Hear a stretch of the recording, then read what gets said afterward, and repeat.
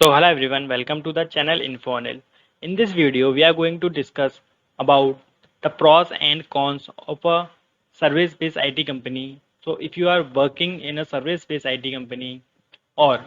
planning to join any service-based IT company, then I think you must watch this video. And guys, let me tell you that what I am going to tell in this video, the reality may be different for some other persons. So I am presenting my views. So let's see what are the pros and cons of service-based IT companies. So friends, let me tell you a short intro about the service-based IT companies. What are these service-based IT companies? So service-based IT company is the one that provide customers, clients the ultimate solution to their requirements or service to another company. तो जैसे कि हम लोग example से समझ सकते हैं कि सर्विस बेस्ड आईटी कंपनी क्या होती हैं जो दूसरी कंपनीज को सर्विस प्रोवाइड करती हैं आईटी के रिगार्डिंग लाइक लेट्स से कि हमारी एक बैंक है एंड बैंक के पास काफ़ी सारे कस्टमर्स है कस्टमर्स का डेटा है और वो डेटा किसमें डेटाबेस में स्टोर है अब डेटाबेस को मेंटेन करना डेटाबेस की सिक्योरिटी को मेंटेन करना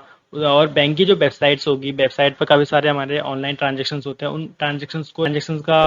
सही से रिकॉर्ड रखना डेटाबेस के अंदर तो ये सारी और भी काफ़ी सारे काम होते हैं आईटी कंपनी के अंदर तो क्लाउड में डेटाबेस तो ये सारी चीज़ें हमारी service based IT company provide कराती है so let's see what are the some famous IT companies that provide services so Tata Consultancy Services, Infosys, Wipro, Accenture, Capgemini, Deloitte are the major service-based IT companies. Let's first talk about the pros if you are working in a service-based IT company. The first one is the less amount of work pressure. Service based IT companies में आपके जो दिन के घंटे allotted होते हैं वो आपके 7 से 8 घंटों का काम रहता है आपका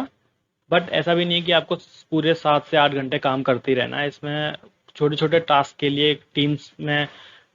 डिवाइड होती हैं तो टीम्स के अंदर वो जो वर्क होता है ना वो पूरी टीम में डिवाइड होता है तो आपके हिस्से में कुछ छोटा सा वर्क आएगा अगर आप इनिशियली ज्वाइन करते हो और बेसिकली ये प्रोजेक्ट के पर भी डिपेंड करता है कि कैसा प्रोजेक्ट है आपका तो लेस अमाउंट ऑफ वर्क रहता है कि आपको कभी कभी तो ऐसा होता है कि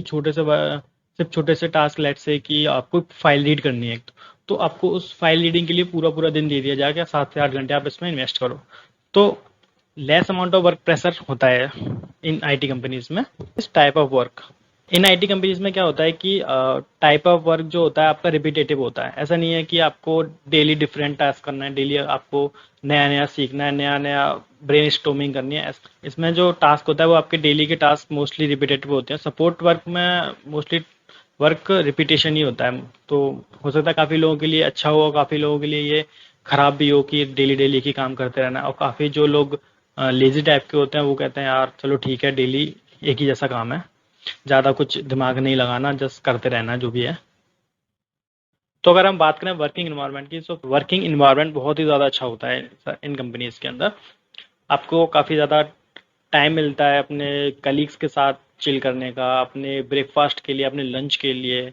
और काफ़ी सारी पार्टीज़ वगैरह भी होती है प्रोजेक्ट कंप्लीट करने पे आपको आपकी टीम पार्टीज़ देती है नए नए तो वर्किंग इन्वायरमेंट काफ़ी कूल होता है इसका तो जो इसका फ़ायदा होता है वो होता है job security service based IT company में काफ़ी अच्छी जॉब सिक्योरिटी होती है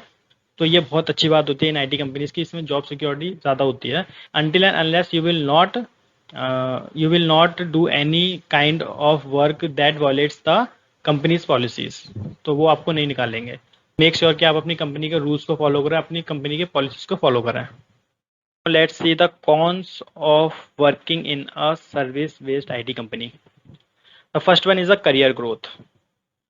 तो जैसा कि मैंने आपको पहली वाली स्लाइड में बताया था कि इसमें जो होता है मोस्टली जो वर्क होता है रिपीटेटिव होता है तो आपको यहाँ पर नया सीखने के लिए काफ़ी कम मिलता है आप नया सीख लोगे बट आपको उसमें हैंड्स ऑन आपको उस प्रोजेक्ट में वर्क मिलना बहुत टफ होगा आपके लिए तो इसमें करियर ग्रोथ काफ़ी ज़्यादा लिमिटेड होती है ऐसा नहीं है कुछ कुछ प्रोजेक्ट्स में आपको अच्छा काम भी मिल सकता है कुछ बट मोस्टली पीपल्स को ऐसा होता है कि उनकी स्किल्स के अकॉर्डिंग उनको प्रोजेक्ट नहीं मिलते हैं ग्रोथ इसमें बहुत कम होती है सर्विस बेस्ड आईटी कंपनीज के अंदर अगर हम फोर्थ की बात करें इसके कॉन्स की इसका जो नुकसान है वो हाइक एंड पेस आपको जो हाइक मिलेगी ईयरली हाइक मिलेगी और जो आप बहुत कम होगी इसमें इवन 7 to 8% 10% ईयरली आपको इतनी हाइक मिलती है इसमें वो कि जो कि बहुत कम है as compare to today's market. तो पॉलिटिक्स बहुत ज़्यादा होती है इसमें, ऐसा आपके मैनेजमेंट, आपके ऊपर के जो लोग होंगे, पॉलिटिक्स बहुत ज़्यादा होती है। तो जो पहला, जो काफ़ी सारे नुकसान होते हैं, अगर हम नुकसान की बात करें तो जैसे कि आपको अपने एफर्ट्स के अकॉर्डिंग आपको इतना ज़्यादा आपको रिकॉग्नाइज नहीं किया था, आपकी वैल्यू नहीं मिल पाती है आपको। और आपको इसका, इस पॉलिटिक्स का असर आपको अपने करियर पे भी देखने को मिल सकता है। तो बेसिकली यहाँ पे आपको अगर कुछ भी करना है इस आईटी, इन आईटी कंपनीज में, तो आपको एक प्रोसेस को फॉलो करना पड़ेगा। तो आप कोई भी काम कर रहे हो क्लाइंट के लिए, तो आपको उस काम के लिए एक प्रोसेस को फॉलो करना पड़ेगा। Like you have to ask approval for from your managers and they will do ask approval from other person also. Even कभी कभी ये इतना अनोइंग होता है कि आप छोटा सा टास्क करने वाले हो, आपको कुछ छोटा सा मतलब कोई भी परमिशन चाहिए, उस परमिशन को लेने के लिए आपको काफ़ी लंबा प्रोसीजर फॉलो करना पड़ता है। तो ये बेसिकली आपके वर्क को डिले करता है। तो मैं इसको एक नुकसान की तरह मानूंगा अकॉर्डिंग टू मी। प्लीज़ आप मुझे कमेंट सेक्शन में बताइए कि आपके अकॉर्डिंग क्या अच्छा है और क्या खराब है इन आईटी कंपनीज में जो कि सर्विस बेस्ड होती हैं। So friend, that's all for this video. I hope the video will be helpful to you. So please make sure to subscribe this channel, and thank you so much for watching the video.